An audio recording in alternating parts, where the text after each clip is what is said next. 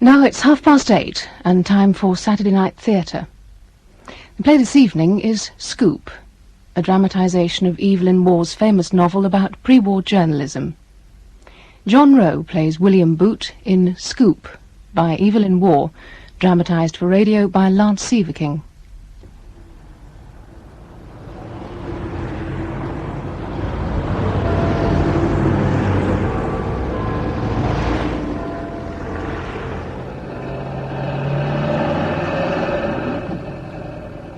My dear Julia, is this the tiny little car you were telling me about? Yes. What I like about them is that you can do things with them that you couldn't do with a real one, like going up onto the pavement when the traffic gets stuck. What is it you want advice about, John? You look desperate. I want to get away from London. So it's come to that. All on account of your American girl? Well, mostly. I warned you before you began. Is she being frightful? My lips are sealed. But I've got to get away or else go crazy. Where are you going? That's just what I wanted to talk to you about. Oh, look at that placard. Ishmaelite crisis. Some sort of a war starting up there, isn't there? Ishmaelia seems to be the place. I was wondering if Algy would send me there as a spy. Not a chance. No? Foregoners. Algy's been sacking 10 spies a day for weeks. It's a grossly overcrowded profession. Why don't you go as a war correspondent? Could you fix it? Well, after all, Julia Stitch, you're not a cabinet minister's wife for nothing. I don't see why not. After all, you've been to Patagonia. I should think they'd jump at you. You sure you really want to go? Quite sure. Well, I'll see what I can do. I'm meeting that ghastly Lord Copper at lunch today at Margot Metrolands. I'll try and bring the subject up. Won't be difficult. He'll be a bit out of his depth in Margot's house. You're marvellous, Julia. I love you.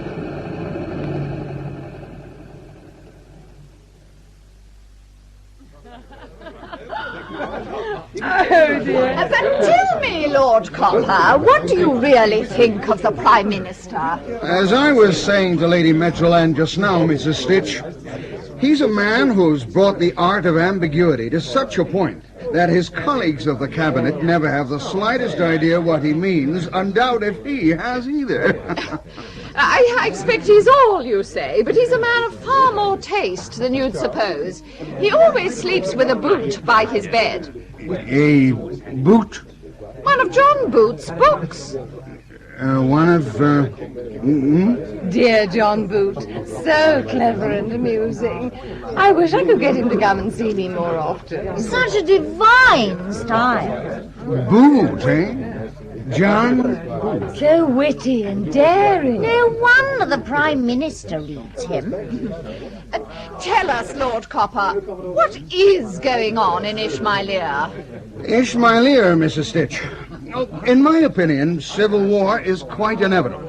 Such a pity, isn't it, that so few of the famous war correspondents are still about? Isn't there one called something Hitchcock? Oh, that fellow.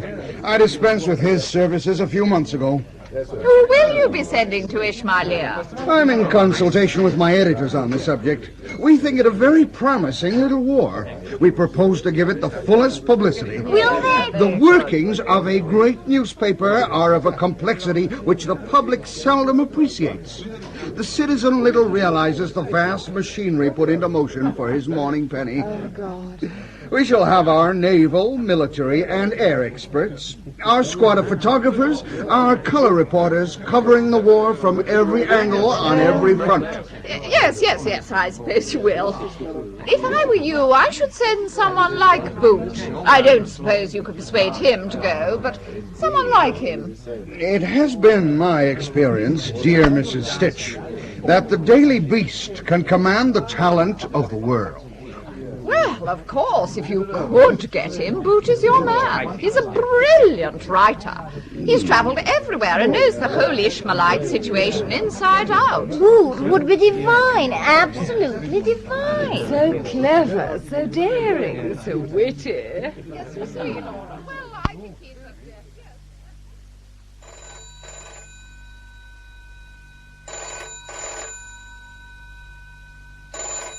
Hello? Who's there? It's me. Oh, Julia! It's okay, John. I think it's fixed. Don't take a penny less than £50 a week. God bless you, Julia. You've saved my life. It's just the stitch service. Thank you, thank you, thank you.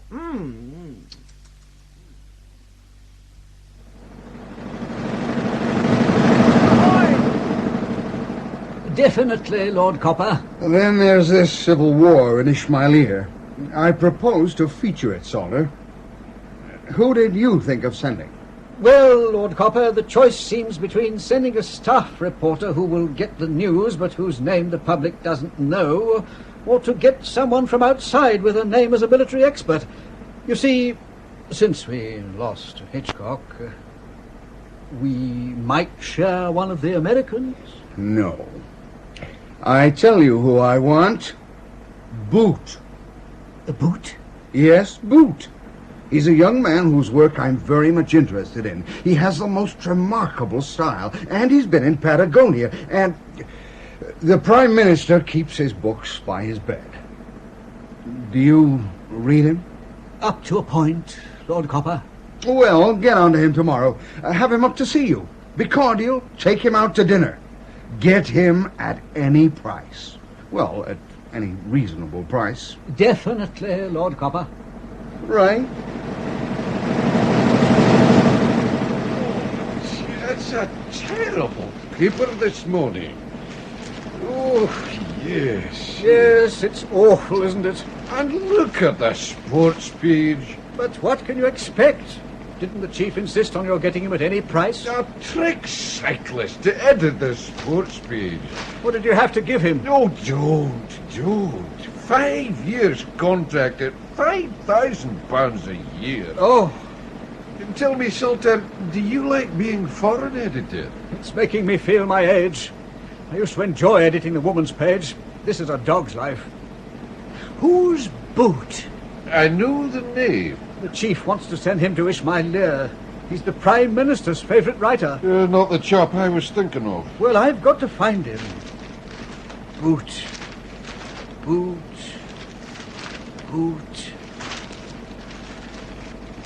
Why, Boot! Here he is on the back page. Why didn't the chief say he was a staff man? Where? Eh? Oh, there. Lush Places, edited by William Boot, Countryman. Oh, I'd forgotten him. Do you suppose that's the right one? Oh, sure of it. The Prime Minister's nuts on rural England. He's supposed to have a particularly high-class style. Let's have a look at what he's got today. Feather-footed through the plushy fen passes the questing vole. Would that be it? Oh, yes, that must be good style. At least it doesn't sound like anything else to me. Yes, I know the name well now you mention it. I've never seen the chap. I don't suppose he's ever been to London. He sends his stuff in by post, all written out in pen and ink. Oh, We took him on when the chap that used to do Lush Places died. Vicar of some village. This chap Boot lives in the same village. I've got to ask him to dinner. Give him cider. Is that what countrymen like? Yes, cider and tinned salmon is the staple diet of the agricultural classes. I'll send him a telegram. If only the chief wanting to send him to Ishmaelia.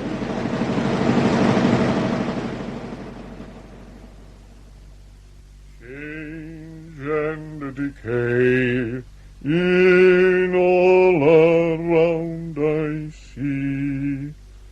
Tum-tee-tum-tum. Good morning, Uncle Theodore. Good morning, my dear Priscilla. You always sing that, but it's not true, you know. Hey? What? Change and decay. There's plenty of decay all round, absolutely nothing in the way of change. Something in that. But I rather like it, you know. Change and decay. Plenty of decay, all right. What's the matter with William? Oh, dear, it's all my fault. I found his manuscript for last week's Lush Places lying on the billiards table, and I'm afraid I altered it. Did you, be Jove? I never look at the stuff he writes. It's too highfalutin for me. I couldn't resist it.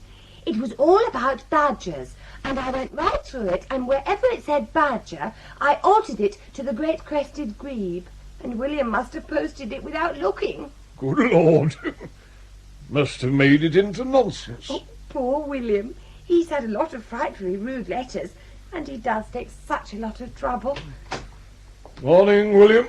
Here's another letter. I've already had over 40. Oh, William, I am sorry. It was beastly of me. This one's from a woman asking me how I can condone the practice of baiting these rare and beautiful birds with terriers and deliberately destroying their earthly homes. Oh, dear. I shall be dismissed by the editor.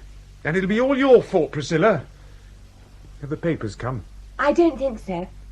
Oh, yes. There's Bentinck going across the hall with them. Bentinck! Bentinck! Here! Wait a minute! Oh, I know they'll have got someone else to do my column. Ah! Is it all right? Yes, oh, thank goodness. They haven't got someone else after all. Let's see. Here. Where is it? So down there, between the bedtime pets and cooking hints. Feather-footed through the plushy fen passes the questing foal. I forgot this telegram, Mr. William. It came about half an hour ago. Telegram? Oh. Nothing serious, I hope. Yes, I've been called to London. Have you, my boy? That's interesting. I was thinking of running up to town for a night myself. What does it say? Oh, there you are. Request your immediate presence here. Urgent. Lord Copper's personal desire. Salter Beast. What does it mean? What is Salter Beast? Well, I don't know. A beast is the beast, the name of the paper. Oh, yes, of course. And who is Lord Copper? Do you know him? No, the paper belongs to him. Why should I go to London? I hate London. Won't be any good explaining to Lord Copper. He'd never believe it. Oh, I don't know. He might. Worth trying. You go and bluff it out, William. I expect Lord Copper is only some kind of bounced-up London fella. Probably doesn't know the difference between a badger and a great crested grebe. That's right, William. And you get a guinea a time, don't you? Oh, well, I suppose I shall have to.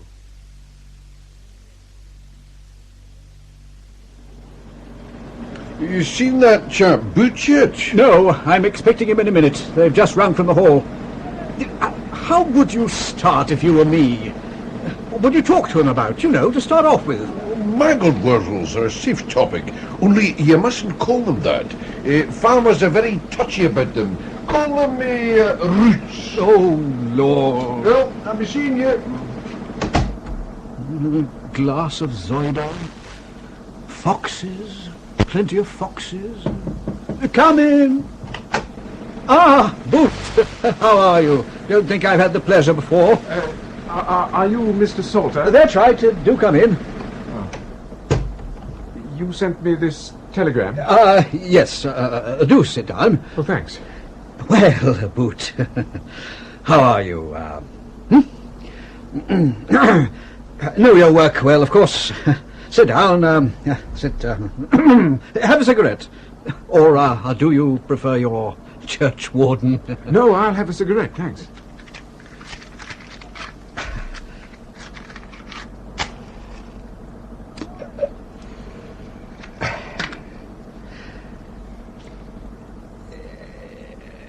How, What?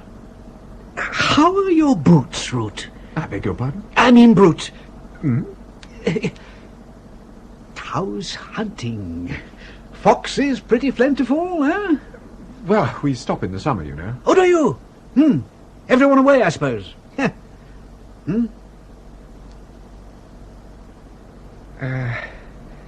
I expect you want to talk about the great crested grebe.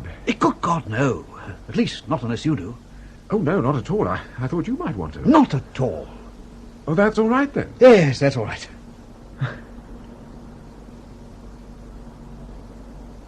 I say, how about some Zoida? Zoida? Yes, I expect you feel like a drop of Zoida about this time, don't you? Well, to tell the truth, I don't often drink cider. Whiskey, then? Oh, please. Ah, Ah, there we are.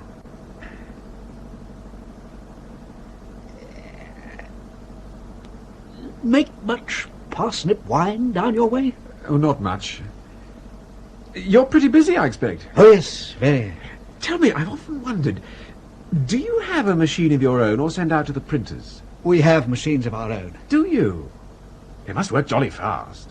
Yes. I mean, you have to get it written and printed and corrected and everything all on the same day, otherwise the news would become stale. People would have heard it on the wireless, I mean. Yes. Do you do much of the printing yourself? No, you see, I'm the foreign editor. Never been abroad myself. Ah. Would you like to go to Ishmaelia? No. Not at all? Not at all. Well, for one thing, I couldn't afford the fare. Oh, we would pay the fare. Oh, really? I call that a bit thick. What? I admit I slipped up on the Great Crested Grebe, slipped up badly. As it happened, it was not my fault. Oh, that's I not came what here I... prepared to explain, apologise, and if need be, make reparation. I mean, you refused to listen to me. Good God, no, you said when I offered to explain. Yes, but... And now you calmly propose to ship me out of the country because of a trifling and, in my opinion, justifiable error. No, Who doesn't no, proper no. think he is? The mind boggles at the vanity of the man. If he chooses to forget my 18 months devoted and unremitting labour in his service since the vicar died, he is, I Boot! admit, entitled to dismiss me. But Boot, old man, you've got this all wrong. With the possible exception of the Prime Minister, you have no more ardent admirer than Lord Copper. He wants you to work for him in Ishmaelia. Oh. Would he pay my fare back? Yes, of course. Oh. Well, that's rather different. Even so, it seems a silly sort of scheme. I mean, how would it look in lush places when I start writing about sandstorms and lions, or whatever they have in Ishmaelia? Not lush, I mean. Oh, no, it's not at all like that, Boot. I'll explain to you all about it at dinner. You'll meet a lot of interesting people when you go to Ishmaelia. Well, mightn't it be rather dangerous? Nothing to what you're used to in the country. You'll be surprised to find how far the war correspondents keep from the fighting. Don't think you need worry about risk. And you'd go on paying my wages? Certainly. And my fare there and back, and my expenses? Yes? No. No? No, it's very kind of you, but I think I'd sooner not go. I don't like the idea at all. I must be going to Paddington soon to catch my train. Listen, I don't think you have fully understood the situation. Lord Copper is particularly interested in your work, and to be frank, he insists on your going. We are willing to pay a very fair salary. £50 a month was the sum suggested. £50 a month? A week! Gosh. And think what you can make on your expenses. I happened to see Hitchcock's expense sheet when he was working for us in Shanghai. He charged £300 for camels alone. Well, I don't think I should know what to do with a camel. Take a single example. Supposing you want to have dinner. You go to a restaurant and do yourself proud, best of everything. Bill perhaps maybe £2? Well, you put down £5 for entertainment on your expenses. You've had a slap-up dinner, you're £3 to the good and everyone's satisfied. But you see, I don't like restaurants. No one pays for dinner at home anywhere. The servants just bring it in. Look, I'm afraid I really must be going. You see, I have a day return ticket. I'll tell you what I'll do. I'll consult my family and let you know in a week or two. Lord Copper wants you to leave tomorrow. Oh, I couldn't do that anyway, you know. I mean, I haven't packed or anything. I dare say I should need some new clothes. Oh, no, I mean, that's out of the question. We might offer a larger salary. Oh, no, thank you. It isn't that. It's just that I don't want to go. Oh. Is there nothing you want? Do you know, I don't believe there is. Except to keep my job in lush places and go on living at home. Oh, but Lord Copper expects his staff to work wherever the best interests of the paper call them. I don't think he would employ anyone whose loyalty he was doubtful of in any capacity. You mean if I don't go to Ishmaelia, I get the sack? Yes. In so many words, that is exactly what what Lord Copper means. Lord Copper will see you tomorrow. Let's go and have dinner. This is a great pleasure, Mr. Boot. I have wanted to meet you for a long time. It's not often that the Prime Minister and I agree, but we see eye to eye about your style. Yeah. A very nice little style indeed. You may sit down too, Zolder. Oh. Is Mr. Boot all set for this trip? Up to a point, Lord Copper. Excellent. Now, Mr. Boot, there are two invaluable rules for a special correspondent. Travel light and be prepared. Have nothing which in a case of emergency you cannot carry in your own hands. But remember that the unexpected always happens. Little things we take for granted at home, like a coil of rope or a sheet of tin, may save your life in the wilds. I should take some cleft sticks with you. I remember Hitchcock, Sir Joseph Hitchcock, a man who used to work for me, saying that in Africa he always sent his dispatches in a cleft stick. It struck me as a very useful tip. Take plenty of cleft sticks, Mr. Boot. Yes, Lord Copper. With regard to policy, I expect you already have your own views. I never hamper my correspondence in any way. What the British public wants, first, last, and all the time, is news. Remember that the patriots are in the right and are going to win. The beast stands by them foursquare, but they must win quickly. The British public has no interest in a war which drags on indecisively. A few sharp victories, some conspicuous acts of personal bravery on the patriot side, and a colourful entry into the capital. That is the beast policy for the war. I see. You'll get there in about 3 weeks. I should spend a day or two looking around and getting the background, then a good full-length dispatch which we can feature with your name. That's everything, I think, Salter? Definitely, Lord Copper. Goodbye, Mr. Boot, and the best of luck. We shall expect the first victory about the middle of July. I don't suppose that after what Lord Copper has said there's anything more you want to know? Well, there is one thing. You see, I don't read the papers very much. Can you tell me who's fighting who in Ishmaelia? I think it's the patriots and the traitors. Yes, but which is which? Oh, I don't know that. That's policy, you see. It's nothing to do with me. You should have asked Lord Copper. Well, I gather it's between the Reds and the Blacks. Yes, but it's not quite as easy as that. You see, they're all Negroes, and the fascists won't be called black because of their racial pride, so they are called white after the White Russians. And the Bolshevists want to be called black because of their racial pride. So when you say black, you mean red, and when you mean red, you say white. And when the party who call themselves blacks say traitors, they mean what we call blacks, but what we mean when we say traitors. I really couldn't tell you, but from your point of view it will be quite simple. Copper only wants patriot victories, and both sides will claim all the victories. But of course it's really a war between Russia and Germany and Italy and Japan, who are all against one another on the patriot side. I hope I make myself plain. Up to a point. Well, I see it's nearly 1 o'clock. If you're going to catch the afternoon aeroplane, you ought to be getting on your list. Yes. Where shall I get it? I think didn't the foreign contacts advisor telephone and make an appointment for you at the stores? Oh, yes. He gave me a bit of paper with a note on it. I've got it somewhere. Well, off you go. Goodbye.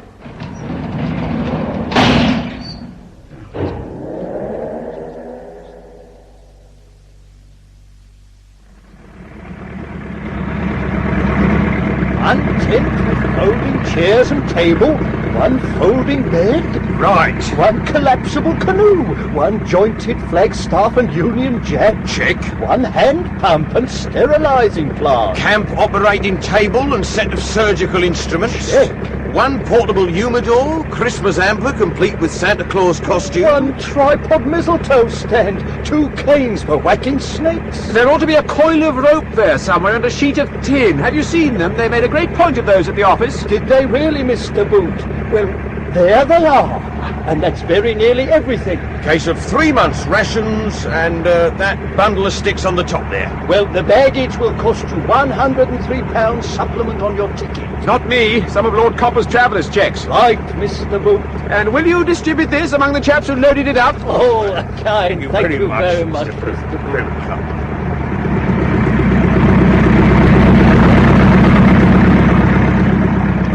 Mr. Boot, yours is the only plane available. We've had a request from a very high quarter for you to accommodate 2 extra passengers. We'd be infinitely obliged if you could allow them to travel in your plane as far as Le Bourget. Yes, certainly, with pleasure.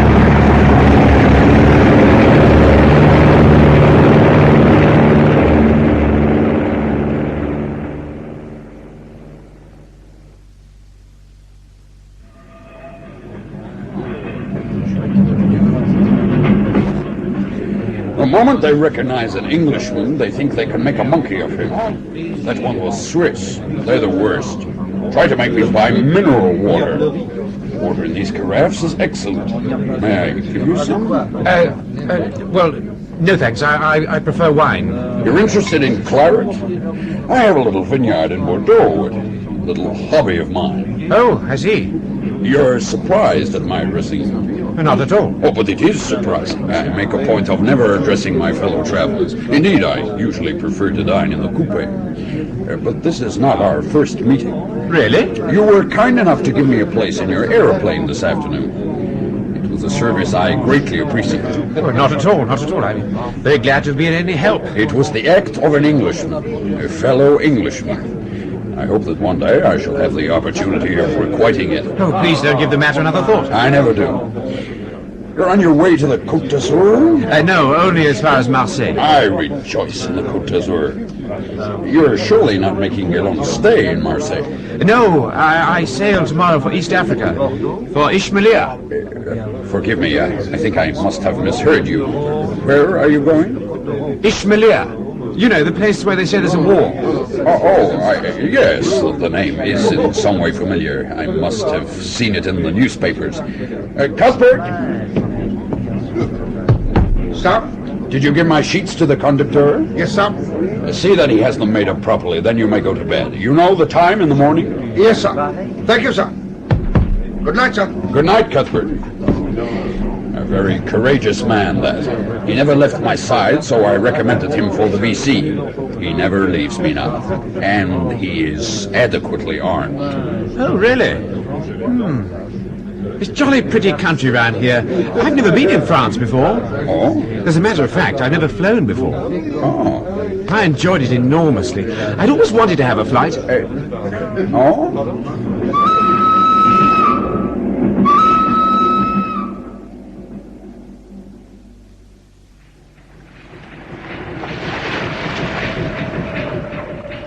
I observe, monsieur, you are studying the map of Ishmaelia. Yes. I mean, oui. It is not rich at all. If it were rich, it would already belong to England. Where do you wish to take it? But I don't wish to. Mais alors, there is no oil, there is no tin, no gold, no iron, positively none. What do you want with it? Well, I'm going as a journalist, but I've no interest in commerce. I'm going to report the war. War is all commerce. Anyone mind if I park myself here? Oh, have you too? Bientôt. Oh, cool. Not dressed for this climate, left in a hurry. Not much of a sailor, been laying up in my cabin till now. This old tub does roll, doesn't it? Oi, you! Alphonse! Comprenez a pint of bitter? You're Boot of the Beast, aren't you? I think I might run into you. I'm Corker of the UN. Oh. Are you fond of La Belle France? Well, I can't say I've ever been there except to catch this ship. That's a funny thing, neither have I. But tell me, honestly, had you ever heard of Ishmaelia before you were sent on this story? Only very vaguely. Oh, nor had I. You know, when I first started in journalism, I used to think that foreign correspondents spent their lives studying international conditions. Bravo, look at us. On Monday afternoon, I was in East Sheen, breaking the news to a widow of her husband's death leap with a champion girl cyclist. Really? Yeah. Wrong widow, as it turned out. No. Yes. And the next day, the chief has me in and he says, Corker, you're off to Ishmaelia. Out of town job, I asked. East Africa, he says, just like that. Well, what's the story, I asked. Well, he says, a lot of niggers are having a war. Now, I don't see anything in it myself, but the other agencies are sending feature men. So off I rushed at 2 hours' notice. Well, personally, I can't see that foreign stories are ever news. Not real news of the kind UN covers. Well, forgive me, I'm afraid I know very little about journalism. What is UN? No kidding. No kidding. You ever heard of Universal News? I'm afraid not. Well, I don't say we're the biggest news agency in the country, but we're certainly the hottest. Yes, but what is a news agency? Oh, you're having me on? No. Well, there are agencies all over the world that never stop sending in news to all the papers. You must have heard of Reuters. Then why does the beast want to send me? If we all send the same thing, it seems a waste. There'd soon be a row if we did. But isn't it very confusing if we all send different news? It gives them a choice. All got different policies, you know. Working for a news agency like I do is cutthroat competition. That's where I envy you working for a paper. You only have to worry about getting your story in time for the first edition. We have to race each other all day long. But the papers can't use your reports any earlier than ours. No, but they use the one that comes in first. Now, look at it this way. News is what a chap who doesn't care much about anything wants to read. Now, it's only news until he's read it. After that, it's dead. And, of course, there's colour. A colour is just a lot of bullseye about nothing. It's easy to write and easy to read, but it costs too much in cabling, so we have to go slow on that. See? I think so.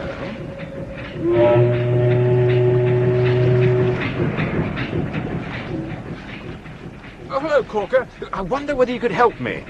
What is it? Well, it's this radiogram which has just come to me on the wireless. It says, opposition splashing frontward speedliest stop Aden reported prepared war-wise flash facts beast. Look. No, I can't understand it. No? Well, the only thing that makes any sense is stop Aden. Oh, yeah. What do you think I'd better do? Well, just what they tell you, old boy. You mean stop at Aden, get off at Aden? If that's what it says. Oh, I see.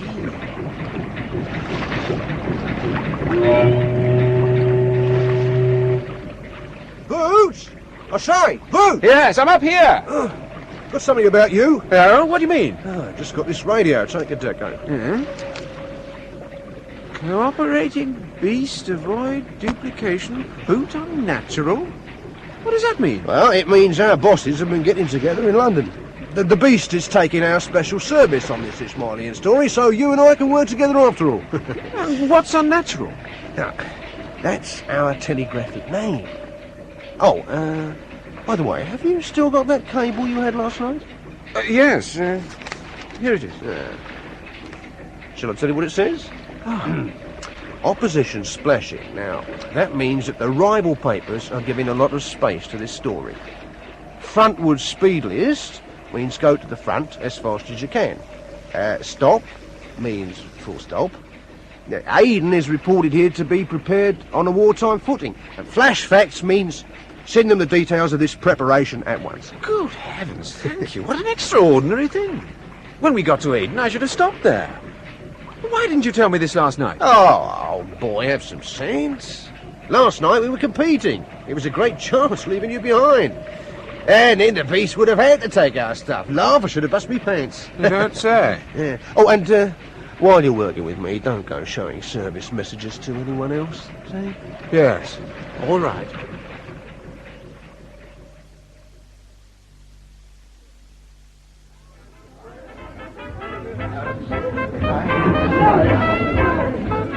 Well, goodbye, Margot, dear. I'm rather tired. I think I shall go home.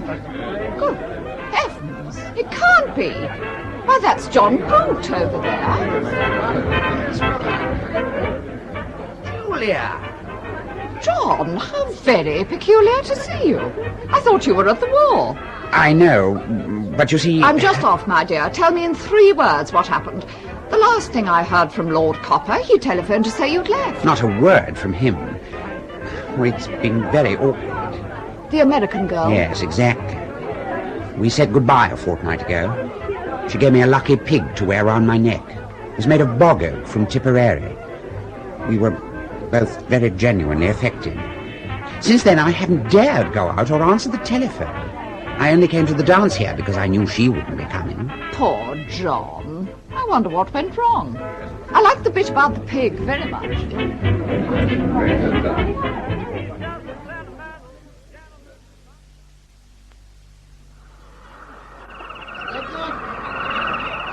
Oh, isn't this flaming train ever going on again? It's worse than yesterday.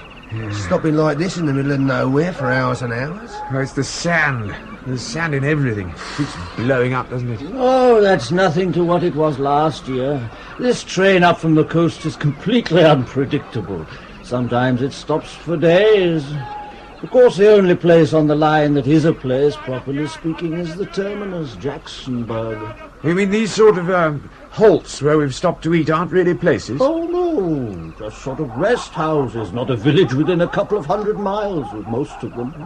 You'd have thought going across a fiery desert like this, they might have got some ice. Oh, you don't know the Ishmaelian.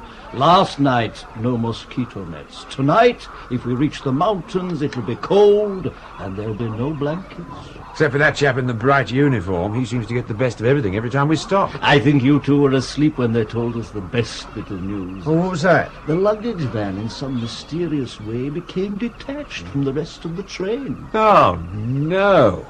It's got all my equipment in it. How often are the trains between the coast and Jacksonburg? Once a week. Look here, Shumble, old man.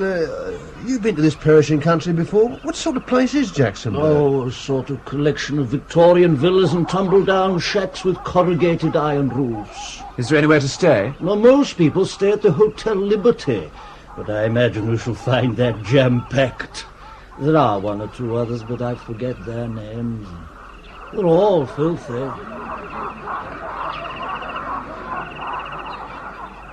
Say, could you tell us something about Ishmaelia? Yes, do, old man. I didn't have time to get a book or anything. Well, as we may be here for hours, before they can start the engine again, I will give you a brief outline of the history of Ishmaelia.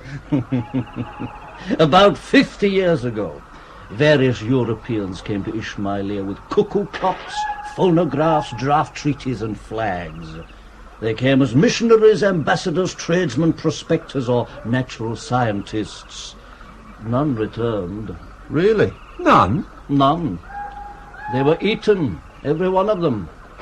Some raw, others stewed or seasoned according to local usage and the calendar. The calendar? Well, you see, the better sort of Ishmaelites have been Christians for many centuries, and they will not publicly eat human flesh, uncooked, in Lent, without special and costly dispensation from their bishop. They're all black, aren't they? I mean, all the lot of them. Yes, some of the tribes are blacker than others, and one lot looks sort of dark blue. And what sort of government is there? Is there a king and all that sort of thing? Oh, no king. It's a republic of a kind. Various European powers agreed to guarantee its immunity for two excellent reasons. One, the primitive expeditions were useless and expensive. And two, there's absolutely nothing worth having in the length and breadth of the territory. That I can well believe. That sounded like the engine. It was. How many different tribes are there? About 20, I think. They all have different languages and absolutely no sort of connection with each other. So this conference, set in The Hague, I believe, made up a constitution for them with all the parliamentary stuff and voting and religious liberty, habeas corpus, free trade and joint stock banking and numerous other agreeable features. That's beautiful, beautiful. And who runs all this? A pious old darky called Mr. Samuel Smiles Jackson from Alabama was put in as the first president, and his son, Pankhurst Jackson, succeeded him, followed by his son, Rathbone Jackson, and all the chief posts of state are held by uncles and brothers. All named Jackson? Yes. Oh, I suppose that's why the capital's called Jacksonburg. And do they have elections? Of a kind. The result is always the same. The Jacksons are really very popular.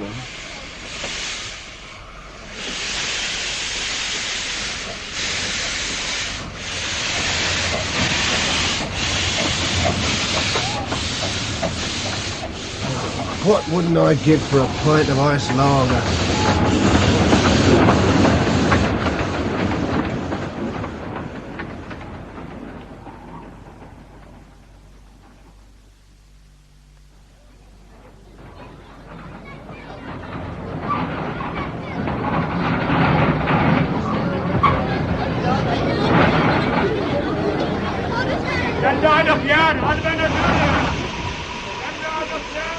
Hello, there's Whelper. What? Old Whelper of the Globe? Yes, so it is. Hello, Shumble Cock. Thought you'd be on this train. Hello! And young Corker. Hello, Welper. Your name's posted to collect facilities at the radio station. What sort of trip? Lousy. How are things here? Lousy. Who's that with you? Oh, it's Boot of the Beast. Ah, pleased to meet you, Boot. Hello. Who's here already? All the old bunch. And there's a highbrow yid from Tuppence, but we don't count him. No competition there. Yeah, the Tuppence isn't what you'd really call a newspaper, is it? Still, there's enough to make things busy and more coming. They seem to have gone crazy about this story at home. Jakes is urgenting 800 words a day. Jakes here? Well, there must be something in it. Well, where do we stay? Hotel Liberty any good? Not a chance, I should say. The last 2 rooms were taken by 9 Frenchies and 5 Germans last week, and the top floor is stiff with Yanks. I have a room about 4 inches square, and you're all welcome to lie on the floor tonight. Oh, thank you very much, Will. Wait till you see it before you thank me, and you'll have to get something else tomorrow. Come on, you boys. Bring that stuff up after us. I gather Hitchcock's here. Oh, yes, he's here somewhere, but he's gone off. He's onto something. I tried his door, it was locked. Ah, here we are. You can pile that stuff in the corner.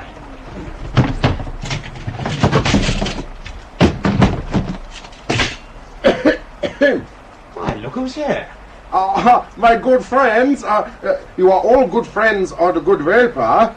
This, brothers, is Erik Olafsson, the Swedish resident correspondent to Scandinavian papers. Yes. A Swedish vice-consul. Also head surgeon of Swedish Mission Hospital. And proprietor of the Tea, Bible and Chemist Shop, which is the centre of European life in Jacksonburg. Most pleased, most proud. Your name, sirs, please. I'm Shumble. So, Shumble, so, good. I'm Corker. Oh, good, Corker, so. My name's Boot. I'm Boot of the Beast.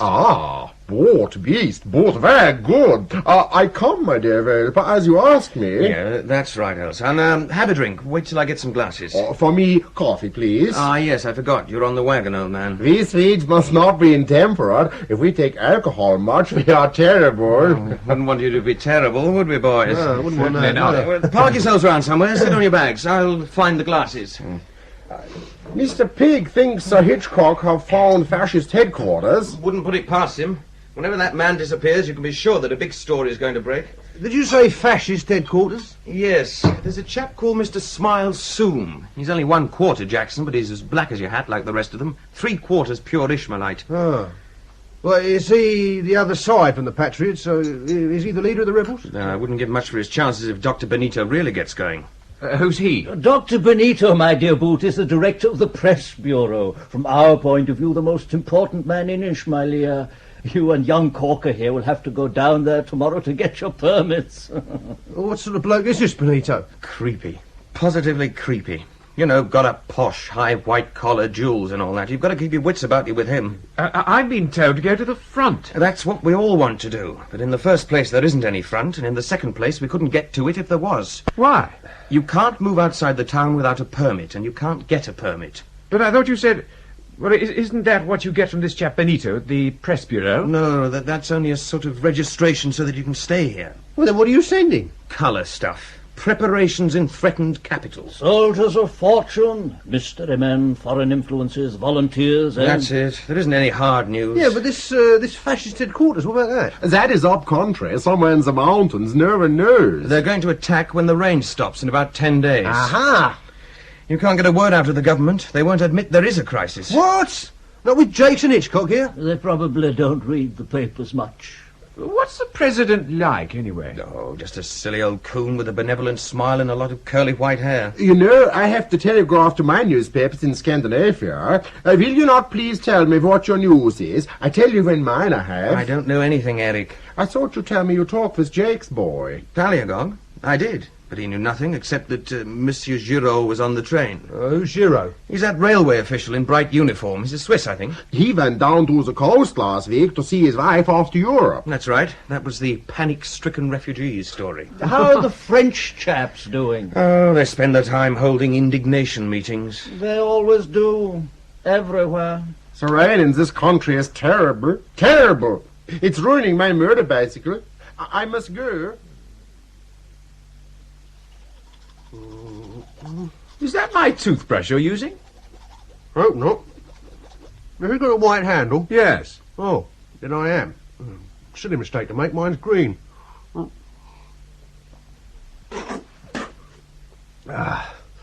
But as I was saying, we've got to make friends in this town. Get ourselves a good black boy from the mission, like all the other chaps do. Yes, that's what I gather. Apparently these boys can turn their hand to anything. Oh, yeah, I should say. They have to report their master's doings morning and evening to the secret police, and steal copies of their master's cables for Jakes and Hitchcock and anyone else with a nice big expense account. Well, couldn't we get one of those taxis or whatever they are out there and go somewhere? Bright idea. Come on.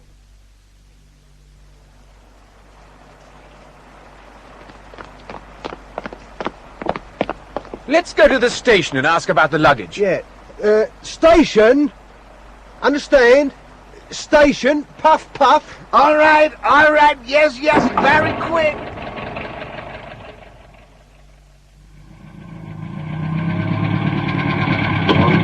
This is the fourth wrong place he's brought us to. The station isn't anywhere near here. Kidnapped. That's what's happened to us. What a story. Hey, this isn't the station, you baboon. Yes, all right. Hey, look, it's the British consulate. We may as well go in. True, we may as well. Come on. Come in here, won't you? Let me have a look at your passports, please. Passports? Oh, yes, there's mine. Mm-hmm. You've come to register, I suppose. There's a stamp as well. Let me see. Cecil Corker. And, here's my passport. By God! You're old Dobbin! Moke, what the hell are you doing here? I'm supposed to be a journalist. God, how funny. Hey, come to dinner. Yes. Tonight? Yes. Grand. That'll cost you 14 shekels. Oh, right. Thank you. Bye. Bye, Moke. He might have asked me too. Just the kind of contact I could do with. Known him long? We were at school together. One of them posh colleges, I suppose, like Eton. No, Harrow, actually. Let's go to the station now. Yeah. Station! Puff, puff! Go to the station, you black bum! Yes, mister, yes. All right. What a hope!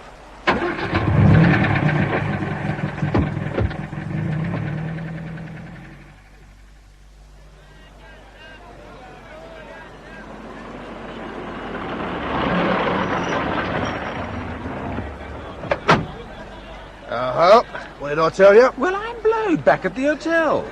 Hey, what's that old man want? Seems to be trying to attract our attention. Oh, I've seen him before. He's a messenger from the wireless office. Look, he's got a handful of telegrams. Now, none of these sheps can read, and this one's dumb as well. And how do they manage? Hey, you! Oi, come here! Well, they just walk them around until they're clean. Oh. Well, let's see if there's one for either of us. Yeah, I'll take charge of all these, and there's something for yourself, Sambo. Yeah. Right, one for you, one for me, and one for everyone in the bunch. Now, let's have a look at the others. Oh, surely. Now, it's all in a good cause, old boy. Here's Jakes's. London Echo reports Russian envoy organiser arrived Saturday, disguised railway official stop. Moscow denies stop, deny or confirm with details. Good Lord. Who's Echo? Oh, that's Hitchcock, laddie. Let's see his. Here we are. Yeah. World scoop, congratulations, continue. Echo. Now do you see? Oh, I think so. It's that nasty bit of work with the beard and the bright uniform on the train. But he is a railway employee. Yeah, of course he is, but what good does that do us? Now, we've got to find a red agent or Boyle. Or explain the mistake. It'd be too easy if every time a chap got a scoop, the rest of the bunch denied it. Very pretty idea. I wish I'd thought of it myself. Isn't that Jake's over there? Oh, yes. I better go over and give him in. What did he say? He's going to kill the story and put it round among the boys. Oh, I see. Then I'd better get down to that cable office. Have some more port. Oh, thanks, Moke. So, what message did you send? Well, I've got a copy of it here somewhere. Yeah. There you are. All rot about Bolshevik. He's only ticket collector. Ass called Hitchcock thought his beard false. But it's perfectly all right, really. We'll cable again if there's any news. Very wet here. Yours, William Boot. It's a nice chatty cable. It's the first one I've ever sent. I say, do you know this country well? How long have you been here? Oh, long enough. 2 years. Well, there was a French chap on the ship I came in who kept saying that there's no oil and no minerals in Ishmaelia, and what did I want there anyway? Well, no one knows if it's got any minerals because the country's never been surveyed at all. The map's a complete joke. Look, there's a map on the wall over there. Now, you see that place, Laku? It's marked as a town of 5,000 inhabitants, 50 miles north of Jacksonburg. Well, there's never been such a place. Laku's the Ishmaelite for I don't know. When the Boundary Commission was trying to get through to the Sudan in 1898, they asked one of their boys the name of the hill, and he said Laku. So they've copied it from map to map ever since. How silly. President Jackson likes the country to look important, so he had Laku marked good and large. Oh. You know, you can't think how all you newspaper chaps coming here added to my work. The FO's worrying the life out of the minister. But isn't there going to be a war? Oh, wish we knew. There is something rather odd going on. That's why I was interested in that cable you sent. Well, I'd be awfully glad if you could tell me anything. Well, from what the minister said to me today, I rather think he'd welcome a little publicity on the subject. There is a Russian here, name of Smerdykev, a Jew, straight from Moscow. Oh, then it is true. Oh, he didn't come disguised as a ticket collector, of course. He's been here some time. In fact, he came out by the same train as Hitchcock. But he's lying low, living with Benito, the Ishmaelite Minister of Propaganda. Very nasty, smooth piece of work. We don't quite know what he's up to. Whatever it is, it doesn't suit HMG's book. I say, that's marvellous. Thanks awfully, Moke. Well, if you want a really interesting story, I should look into him. Now, that's something like a story, isn't it? Oh, I might have known. But don't you see, this really is news. And we've got the legation behind us. That story's dead. But Hitchcock had it all wrong. Now we've got the truth. It may make a serious difference in Europe. Now, go to bed. There's a good chap. No one's going to print your story now. Russian agents are off the menu, old boy. I grant you it's a pity. The false beard was a very pretty touch. Well, do turn out the light. Mr. Jackson, see journalist go boil himself. Well. What did I tell you? No respect for the press, savages. My telegram says, presume your step-taking ensures service event general outbreak. Yeah, it's no good answering. They won't send till tomorrow morning. There's no point in answering anyway. Look at mine. Huh? Yeah, look, just take a look at this, old boy. Cable fullier oftener promptlier stop. Your service badly beaten all round.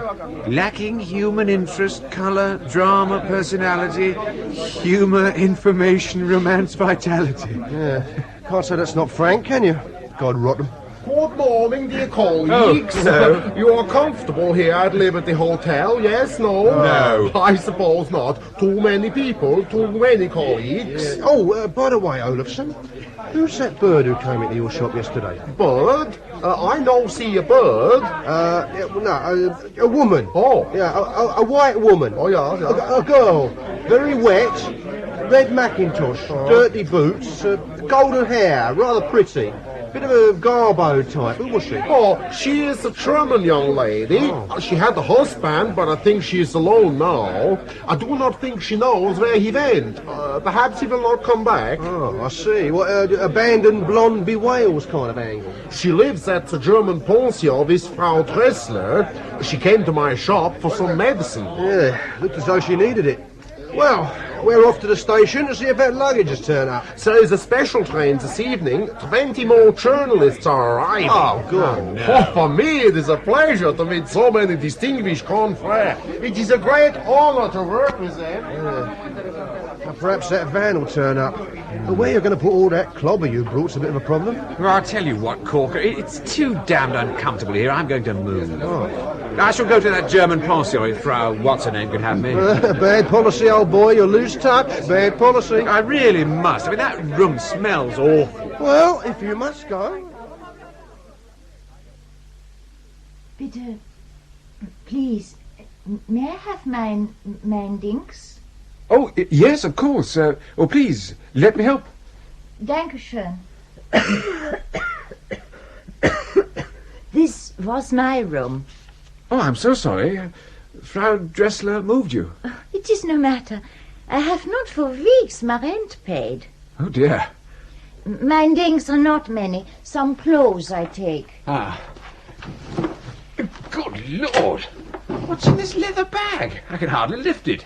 It is stones. Look. The specimen of my husband. They are important. He wants me to be very careful of them. He digs them up. They have much value. Oh, well. Where to? I have a little room by the kitchen. Up a ladder. Would you like to leave them here? Oh, how kind. That is what I hoped. But I thought not much hope. They said you were a journalist. And so I am. Ach. Did you want to move? Mach nicht.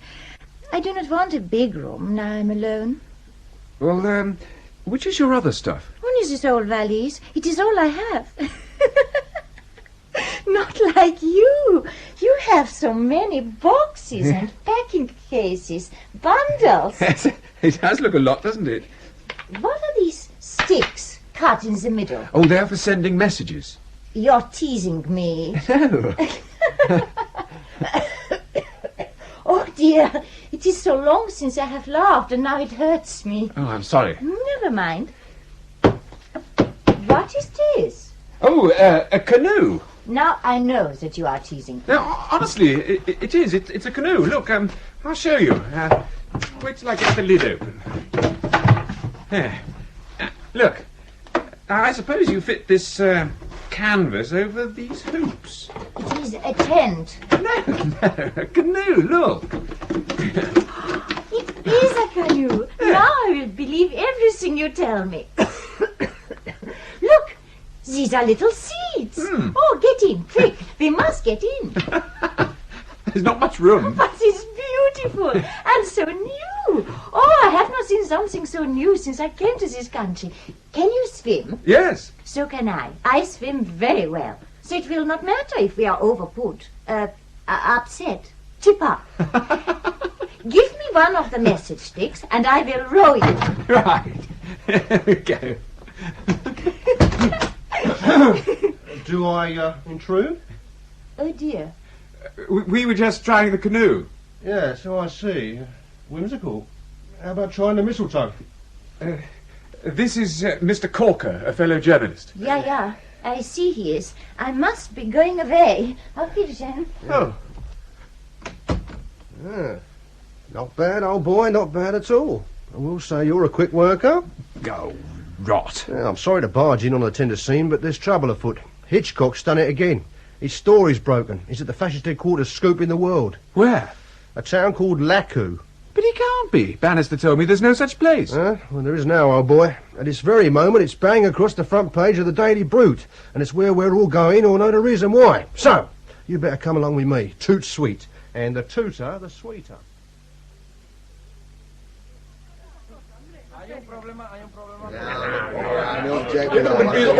Order! Resolution! Protest in the most dramatic manner! Like government. Please to speak firm! Per piacere, italiano! Si discorritura domanda con levità spiacevole! Translate! Tutta una questione più légèreté indésirable! Did you call me a scab? I did not, but I will. You will? Sure, you're a scab. Now what? Now say that outside and say what you'll get. Dr. Benito has consented to meet us here in a few minutes. Gentlemen, I will speak first in English. And after that in French. I have a communication to make on the part of the President. If a journalist has left Jackson board for the interior, it is without the government's consent or knowledge. However, the President has decided to relax the restrictions he has hitherto made. Those wishing to do so may travel to the interior. They must, however, first apply formally to my bureau, where the necessary passes will be issued and steps taken for their protection. That is all, gentlemen. Monsieur le Président m'accommande à dire qu'il réserve absolument le droit. A triumph for the power of the press, old boy. They caved in at once. Well, you sound a bit doubtful, old boy. Yes. Well, we better get our messages off. What are you saying? Permission granted, Laku Ward. What's yours? They've given us permission to go to Laco and everyone is going, but there's no such place. Am I to go too? Sorry to be a bore. Boot. Ah, very nice. What I call snappy. Oh, good Lord, look out there. It's those movie sound news, look. They got hold of a lorry already. That's quick work. What's your name? William. Mine is Carchin. What do you think is the value of my husband's specimens? Oh, I'm afraid I've no idea. 10 English pounds? I dare say. More? 20? Well, possibly. Then I will sell them to you. It is because I like you. Will you give me 20 pounds for them? Well, you know, I've got a great deal of luggage already. Oh, you have made me so glad. Please, you will give me the money now? You in there, Boot? Oh, there you are. This has just come. Oh, thanks, Corker. Unproceed Laco Ward, stop agencies covering Patriotic Front. What does it mean? I'm to stay in Jacksonburg. Oh, I am pleased. Well, that lets you out, old boy. The whole place is in an uproar. Anything on wheels has been hired, and so have all the able-bodied men and boys. There's not a tin of anything left in the bazaar. Oh, have you got hold of something? Yes, I'm sharing a lorry with Shumble and Pig and Welper. Well, take care of yourself, laddie. Bye-bye, Boot. See you again one day. Bye, Corker.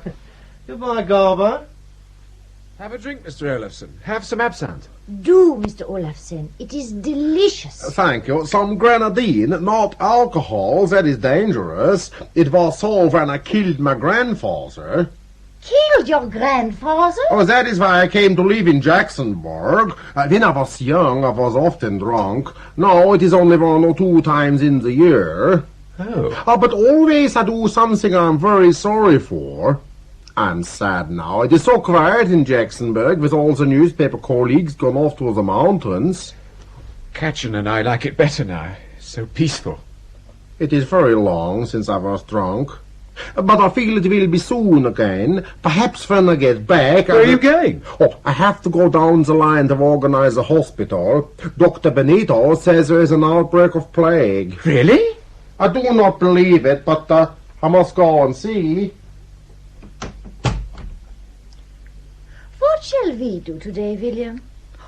Shall we open all your boxes and crates? Oh, if you like. That'd be rather fun, wouldn't it? Do you know, I've never seen some of the stuff.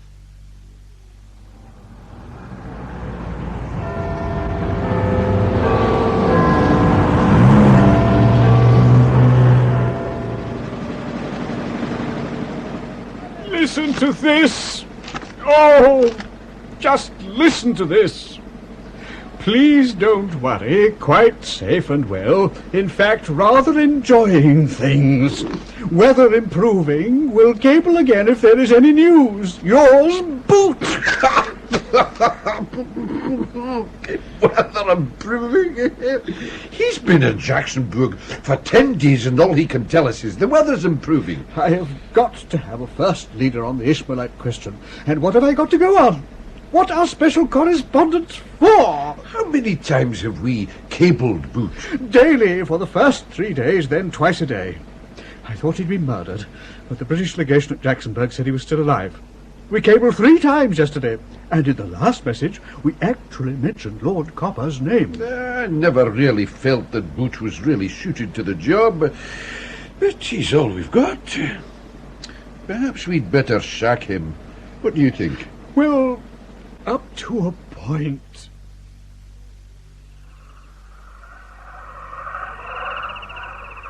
What are all those letters? Oh, there are a lot of cables that were waiting for me at the Liberty Hotel. They didn't send them on. What are they all about? They don't seem very pleased with me in London. Let me look.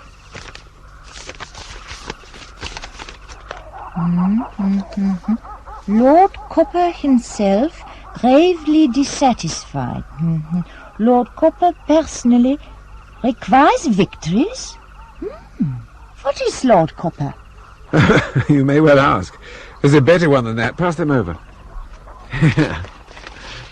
On receipt of this, cable victory. Continue cabling victories until further notice. Poor William. I will get you some news. Mr. Jeggs the American paid $50 a week. Will you pay me like that? Yes. Do you really think you can get me some news, Catchin? But of course.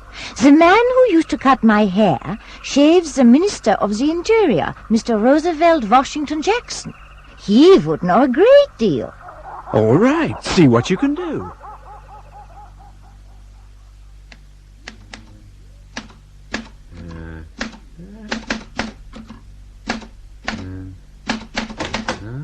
Oh, William, am I not a secretary? Here is another cable for you.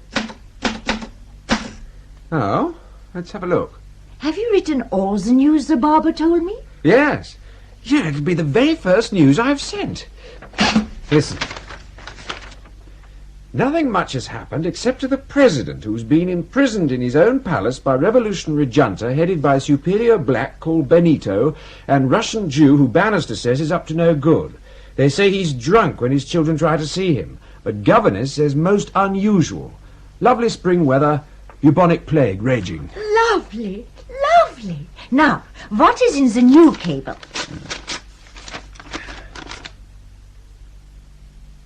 Oh. It says, your contract terminated, accept stipulated month's notice and acknowledge. Well, that's that. I do not understand.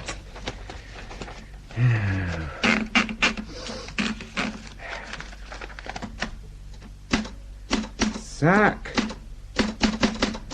Received. Safely. Thought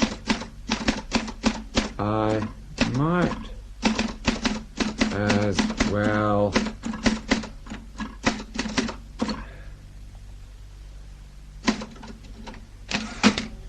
send this all the same. What is sack? It means, dear Catchin, that I shall have to go back to England. Oh. What shall I do? Come with me. I cannot. My husband may return. Mr. Boot, please come down with me. One of my assistants is waiting in a car to take you on a little tour in the mountains. I told you I could not go. I hope you will change your mind. Well, I shan't. Oh, by the way, Miss Catchin asked me to collect some luggage for her. What do you mean? Where is she? We have arrested her. What? A temporary measure, Mr. Boot. She is well looked after. Now, please give me her parcel of geological specimens that she left in your room. They are my property. So I understand. You paid $100 American for them. Here is the money. Devil, they are the property of the government, and we very much wish to examine these specimens. Well, you can want. They were collected by a foreigner without the formality of a prospecting license. Get out. Your friend, Miss Catchin, will be very sorry. Get out. Very well. You will hear of this matter again. Get out! Yes, they want to get you out of the way. They don't want any journalists in Jacksonburg when the fun starts. Do you know, they even told that Swede Olofsson there was cholera down the line. Bubonic plague? Some lie, anyway. I'm in communication with our agent down there by telephone. Everyone's as fit as a flea. Good Lord.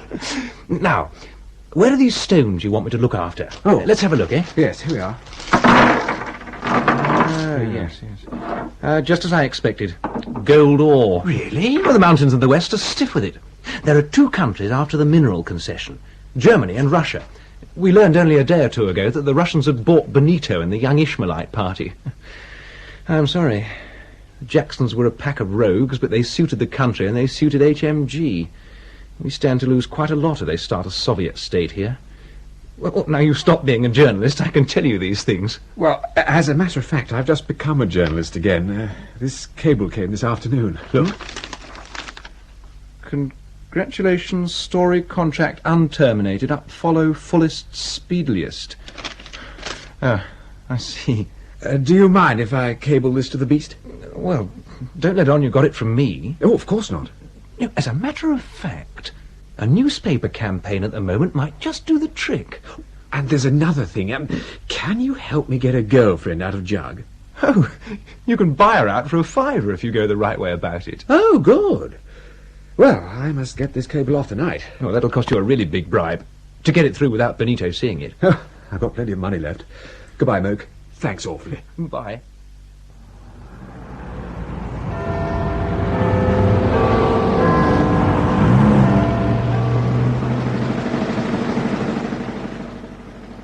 $2,000 words from Boot. Is it any good? Well, look at it.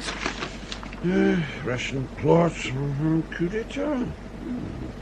Overthrow constitutional government, red dictatorship, imprison blonde, vital British interest, jeopardize. But that's news!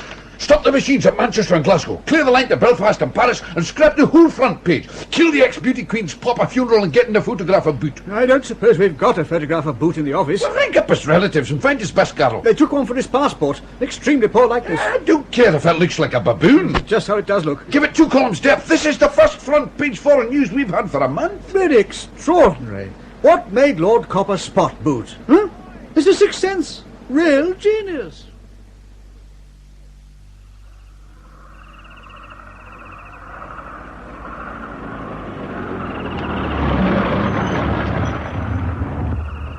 William! William! Darling! Darling! Darling! Have you got any money with you? Yes. A lot? Yes. I promised the driver $100 American. Was it too much? Well, he is a Postmaster General's chauffeur. They have arrested the Postmaster General. He was a Jackson. All the Jacksons are being arrested. I know. And William, are you glad? My husband has come back for me.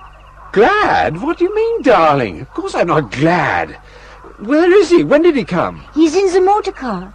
He's very tired, very hungry, and very dirty. Oh, Catch, no, darling. And William, you will help us to get away, because he's in the German company and Benito is in the Russian company. They will kill him. Oh. Quick, quick, William. You get the money. Oh, and will you give me the tinned Christmas dinner for 4 children? And the canoe? Our boat, you know. Oh, William, give me the canoe. We must sail down the river. We cannot go on the whale, Ray. Oh, William, dear William, please. Oh, yes, Catch, yes, all right. Come and help me carry them down. Look, the airplane has dropped something. It's a parachute. Look, it's opening. It's a man coming down. But come, William, come quickly. We must not wait. Oh, hello! Was that you on the parachute? Why, it is my benefactor, the journalist. How agreeable to meet a fellow Britisher in this remote spot. Where are your colleagues? I anticipated being vexed by them. Well, they all went off days ago into the mountains to look for the fascist headquarters. This is excellent. You will be the sole spectator at the last act of our little drama. It won't be much help. They've shut the wireless bureau. No matter. My man Cuthbert has fixed up a little private wireless transmitter. Oh, that'll be wonderful. Thank you so much. Have you been here before? I have a little pied-à-terre here. Will you not share the adventure of lunching with me? Thank you. God bless my soul, there's another of those police vans. Yes, full of chaps with machine guns. And that old Negro in the middle was Mr. Earl Russell Jackson. I ought to have come yesterday. It would have saved a great deal of reorganization. Oh? I trust that the little mystery of the situation is now perfectly clear to you? Well, no, not exactly. Well, it's all very simple. There has been competition for the mineral rights of Ishmaelia, which I might say, as their owner, have been preposterously overvalued. In particular, the German and Russian governments were willing to pay extravagantly, but in kind. I was fortunately placed in being able to offer President Jackson gold for his gold concession, and my rivals found themselves faced by the alternative of upsetting the Jackson regime. The Germans chose a native of low character named Smiles as protective dictator. The Russians, more astutely, purchased the young Ishmaelite party headed by Dr. Benito. And they are, as you see, momentarily in the ascendant. Thank you very much indeed. I'm sure Mr. Salter and Lord Copper will be very grateful. Fördermels! Gottlos! Brottslig! He's a Swede called Olofsson. I think he's drunk. This may be exactly what I require. Does he become more or less pugnacious with drink? More, I believe. He looks enormously strong. Pray, introduce me. Hello, Mr. Olofsson. Ah, Boot, my friend. How do you do, Mr. Olofsson? I have a great admiration for Sweden. I have been made a fool by a lot of blacks. Hundreds of miles I have ridden on my motorbike to an epidemic, and I was laughed at. But I am going to tell the president. He is a good old man, and he will punish them. Do you like vodka, Mr. Olofsson? I like vodka very much. Have you some? Yes, plenty. Very strong vodka. I shall be honored if you will join me. Very strong. That is what I need. I'm feeling like when I killed my grandfather. Come then. It is not far, and then we will go and see the president.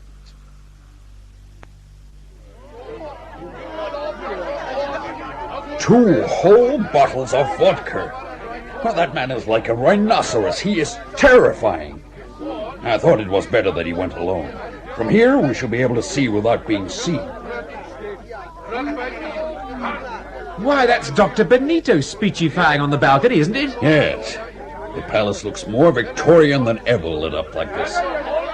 These Ishmaelites are very fond of oratory. Just the human voice, no matter what the subject. What's he saying?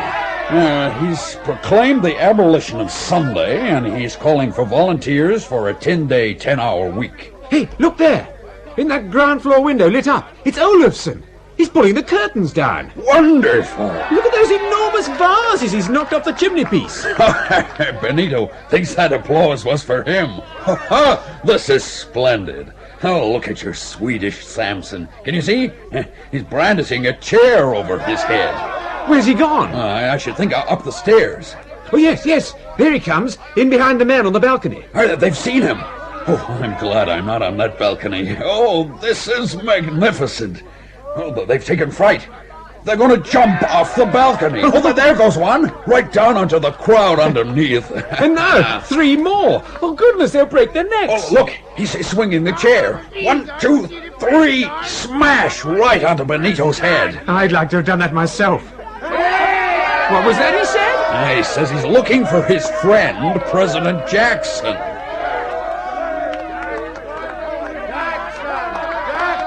I think we may be satisfied that the counter-revolution has triumphed.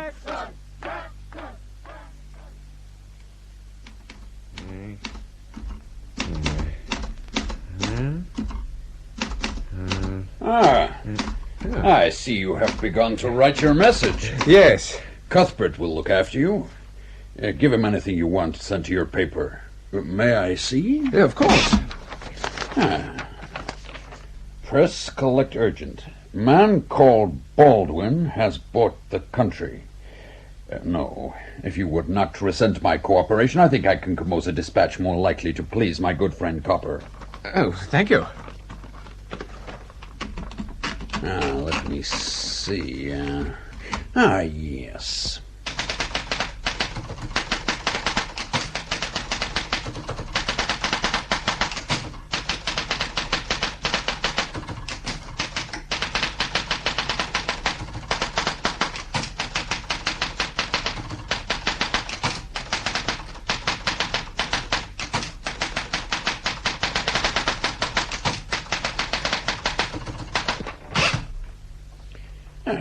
There you are. Oh. It will make about 5 full columns.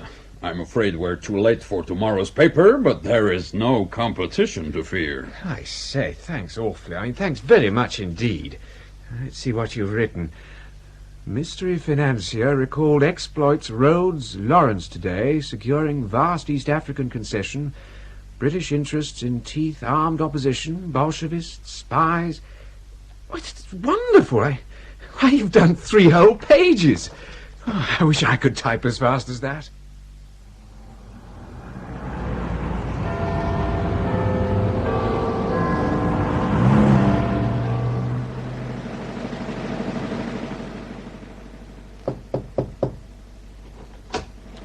Ah, Salter. Come in. You sent for me, Lord Copper? Yes. A relation of Lady Copper's has made an inquiry about cows. Cows, Lord Copper? Don't we keep a man to write about the country? Oh, that was Boot, Lord Copper. Well, have him come and see me. We sent him to Africa. Well, have him back. What's he doing there? Who sent him? It was Boot who brought off the great story about Ishmaelia when we scooped Hitchcock. Ah, yes. Smart fellow, Boot. He was the right man for the job. It was you who discovered him, Lord Copper? Of course. Naturally. Had my eye on him for some time. I have a very good mind to give him a knighthood. It will mean an increase of salary, eh? He shall have it. And he shall have a banquet.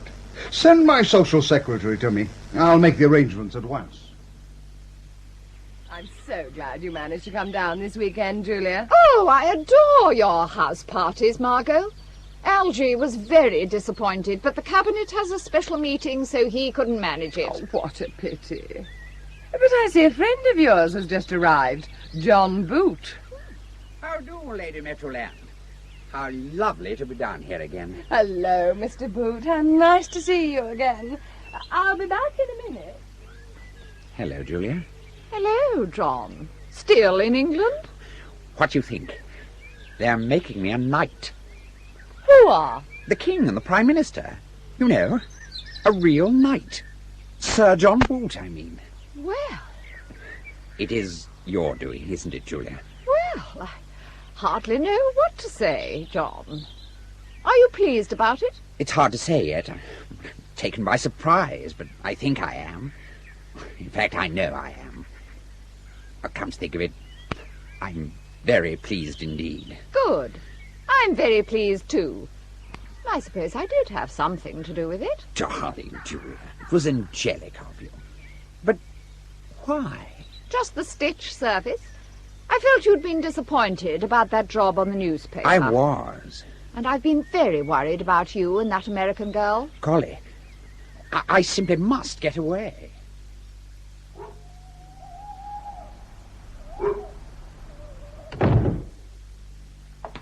Hello, William. Train late? I don't think so. Oh. We got your telegram. Yes? Had a good time? Oh, fairly. All that stuff about you in the paper this morning was a bit, what shall I say? Nothing, I hope. Did you really write all that? No, of course not. Well, I did rather wonder. Did they want you to go anywhere else? Well, I don't know. I wouldn't go anyway. Another paper, you know, the Daily Brute, offered me a 5-year contract. Oh? How much? 5,000 a year. No. Are you taking it? Not me. What would I do with all that? I know what I could. And they want me to go up to London to a banquet. Yes? I'll write and refuse. A banquet. It's years and years since I was at a banquet. I wish I could go instead of you. Well, I've heard from Boot. Any good? No, I never knew such a chap.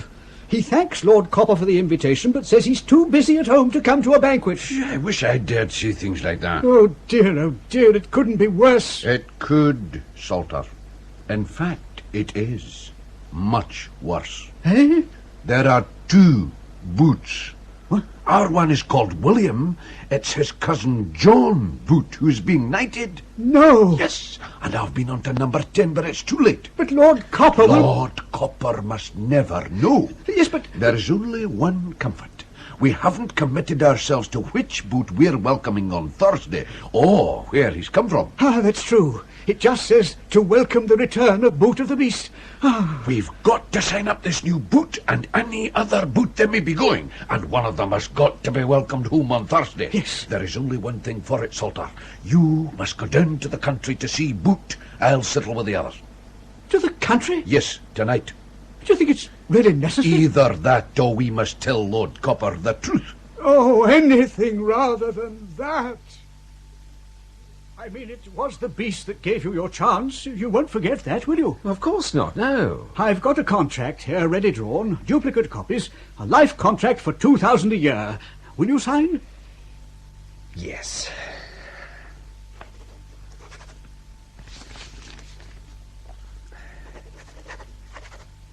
Good. Now, about the banquet.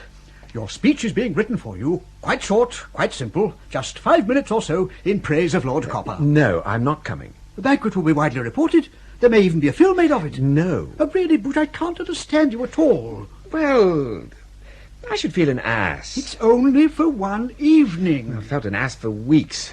Ever since I went to London, I've been treated like an ass. Yes, that's what we're paid for. Well, it's one thing being an ass in Africa, but if I go to this banquet, they may learn about it down here at home and in the village. No doubt they would. No doubt they are estimable people. But surely, my dear Boot, you'll admit that Lord Copper is a little more important. No, not down here.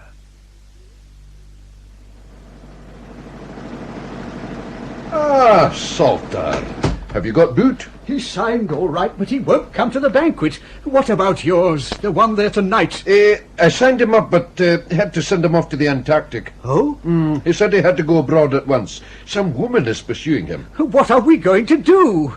You know how much Lord Copper enjoys making a speech. Hello, yes. What's that? No, really? Well, I don't know anything about him. Who is he? What's his name? No. That's splendid. Bring him up here at once. Saved! Salter, my dear chap, we're saved. How? What do you mean? That was Gibbons. Apparently he's got an old man sitting in his office who's been sitting there telling him dirty stories for hours. Wants to be taken on in features. Yes, well? His name is Theodore Boot. Oh. We'll sign him up and he shall be welcomed at the banquet. I shall always believe in miracles. Uncle Theodore seems to be having a wonderful time in London. Is that Lush Places you're writing, William? Yes. I didn't mean to interrupt you. Oh, it doesn't matter. Hasn't got to be finished before Tuesday. May I see? Well... You needn't be afraid. I was really awfully sorry for what I did that time. Oh, all right. Read it to me. Oh, well... The wagons lumber in the lane under their golden glory of harvested sheaves. Maternal rodents pilot their furry brood through the stubble. Beautiful. Do go on. You've been listening to Scoop by Evelyn Waugh, dramatised for radio by Lance Severking. John Rowe played William Boot. Corker was Nigel Anthony and Catchin Catherine Barker. Peter John played John Boot and the mysterious millionaire Mr. Baldwin. Geoffrey Banks was Salter, Peter Wheeler was Eric Olafson, Rosalind Knight Julia Stitch, and Ronald Herdman Lord Copper.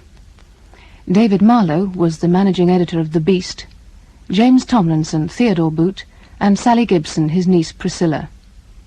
Christopher Godwin played Bannister, Paul Webster Shumble, and Russell Dixon Whelper. The play was produced and directed in Manchester by Tony Cliff.